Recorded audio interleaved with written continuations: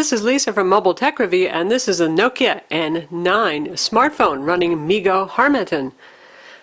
This is an incredibly gorgeous phone. It's carved out of polycarbonate, and polycarbonate's not just a dirty word in this case. It really allows Nokia to make a very elegant, curvy, unique phone. The only square things are the edges here.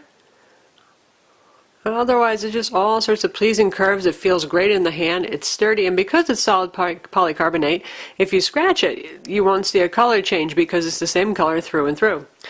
The phone is available in black, blue, or pink. Now here's the bad news. Nokia is only making a limited number of these phones because, as you've probably heard, they're switching over to making Windows phones. Not that there's anything wrong with Windows phones, but this is really a fresh, compelling new OS with incredibly thought-out ergonomics features. It's got NFC that actually does something. It works with Nokia's NFC peripherals like their speaker system. Tap them together and you can start playing songs, for example. It has a 3.9-inch AMOLED display with Nokia's black technology, which means you really can't see where the display ends and the bezel begins. It's really all that black. It's very bright. It has an anti-glare polarizing filter on it, so you can actually use this outdoors without being blinded with reflections. And it has all the features you'd expect from a smartphone: Wi-Fi, Bluetooth, GPS, in addition to the NFC, and Nokia's excellent 8-megapixel camera on the rear here. They couldn't fit the 12-megapixel in from the Nokia N8, but it still takes really very good photos and good 720p video at near 30 fps. You can see the dual LED flash on the back there. The design is simple. We have power button right here and the volume controls. There's not much travel to these buttons or tactile feel. They might look pretty, but I would have liked to see them raised up a bit more. Up top here we have the 3.5mm stereo jack, and this odd thing, you can see these little plastic labels that you can peel off here, but it tells you push down, and they mean push pretty hard on this thing. So you push down, this door comes up, and there's your micro USB connector for transferring files and charging, and then it says slide here, and if you slide this just a little bit, you release the micro SIM carrier. Yeah, micro SIM, folks. The phone has a pentaband radio with HSPA plus 14.4, which some carriers call 4G, and this will work with 3G on T-Mobile and AT&T in the US, and it works overseas, so it's rather a versatile phone, and it's sold unlocked. It costs around $700. You're going to have to get it from Expansys or other importers that offer this, because Nokia is not selling this directly through their Nokia USA website in America, unfortunately. This is a capacitive touchscreen, and it's 854 by 480 pixels, and again it's 3.9 inches, and it uses gestures, boy, and they're unique too. It's not a copy of WebOS or anybody else particularly. About the only thing that's kind of typical of iOS is if you want to move an icon around, you press and hold and drag it wherever you want to put it, like so, and then hit done, and you're done. But other than that, the gestures are... This gets you to your social networking and an alert feed right here, and this is a scrollable list as well. You can swipe back to get your applications drawer up. And if you swipe to this side, you see all the applications that you have running. Each one of these is an application that we have running on the phone right now. Say we want to switch to the web browser. We've had enough of that. And you can either swipe to the left to dismiss it or drag down to see all the other running applications again. Done with that, you're done with that. And this is an infinitely scrolling thing, so you don't have to keep going, remember which way you're going to go, right or left, that kind of thing. If you're inside an application, like say the music player, gorgeous music player it is too, with a nice album art up here, just swipe left to dismiss that and get back to the home screen. Tap on album art, just starts playing, and the speaker is here. You see the little grill there. And of course you can use A2DP Bluetooth or wired headphones with this as well. And this can sync to iTunes library. This is a GSM World phone, and here's the dialer here. Reception, we've been using this with an AT&T SIM because it's kind of hard to find a T-Mobile micro SIM. Reception has been quite good, and voice quality, as you expect from a high-end Nokia phone, is excellent. So it's definitely a good phone for calling. Very simple interface here. You've just got the on-screen dialer. You can look at your recent calls, and you can hit your contacts. And speaking of contacts, this syncs with Google, this syncs with Exchange, so there are a variety of ways to get your contacts on board. It has all the staples you'd expect from a smartphone. You've got the email client, a messaging client, web browser, PIM applications, and music and video players. Nokia Maps is on board. Avi Music is here, and we've got the store as well. So here's the Avi store.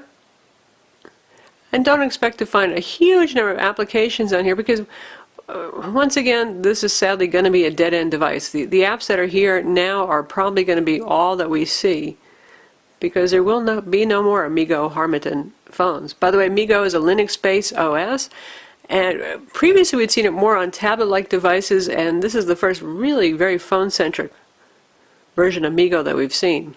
You've got an MS Office document viewer here, Twitter and Facebook, and again that syncs in with your social networking feed right here. There's an RSS feed reader, notes application, and in terms of preloaded apps, we've got the Wi-Fi mobile hotspot, which works just fine, AccuWeather, AP Mobile News. There's a YouTube player, it just doesn't have Adobe Flash, it does HTML5 video though, and it does mobile YouTube video playback. We've got Skype here, and they've included Angry Birds, Galaxy on Fire 2, Need for Speed Shift, and Real Golf 2011. This runs on a 1 GHz OMAP single-core CPU with PowerVR 530 graphics. That's not exactly a cutting-edge CPU, but the device runs fine. It doesn't need a faster CPU, so we're not complaining. Newer CPUs do tend to be more power efficient, but still this battery is steeled inside here. The 1450 milliamp battery has no problem making it through the day for us. Now if you've got the GPS running for absolutely hours or you're doing nothing but streaming video, you're going to get a shorter runtime, but in general this should easily make it through to the end of the day, and I mean bedtime, not just when you barely get home from work on a charge. Nokia's apps are just simply beautifully designed. With their minimalist, modern, Scandinavian approach. For example, here's the calculator. Just pretty and easy to use at the same time. Calendar application, again, pleasing modern minimalism here.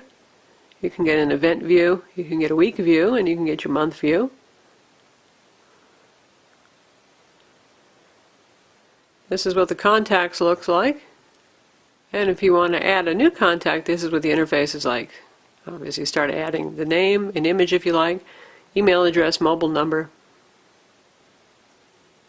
Tap here to see more stuff like physical address, which ringtone you'd like them to use, all that kind of thing.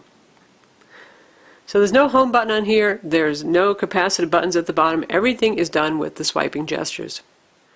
Video player is likewise very modern and simple, and it's very capable for playing videos. This is a high-res video that Nokia includes.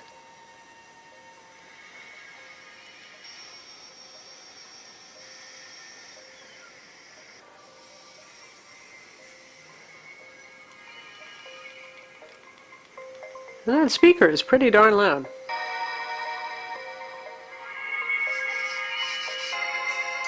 That's the video player. Of course, you can load your own videos on here. And we've got a very capable WebKit-based web browser on board. This has an accelerometer that works with that, by the way, and also has an ambient light sensor. And you can see the on-screen keyboard here. This reminds me of the Windows Phone keyboard. It is just so incredibly usable. One thing that's not so thrilling about the keyboard is here is we're typing in the URL. You can see there's no .com shortcut. Not the end of the world exactly, but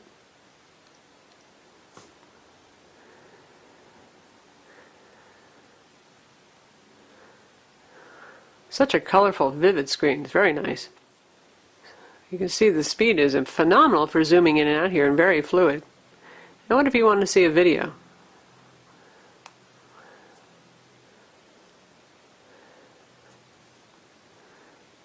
Check out one of our YouTube videos that's embedded in this news item.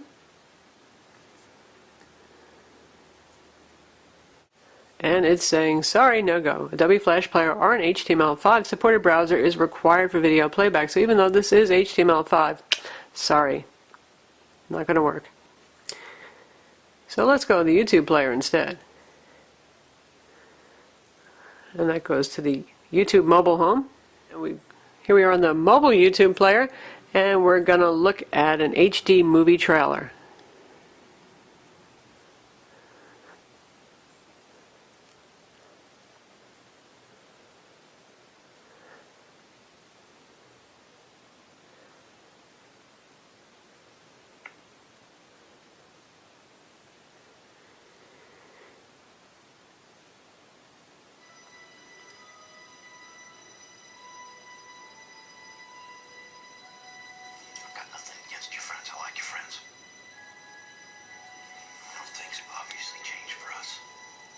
And that plays perfectly well.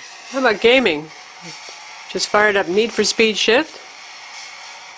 And the 1 gigahertz CPU is plenty enough to handle that.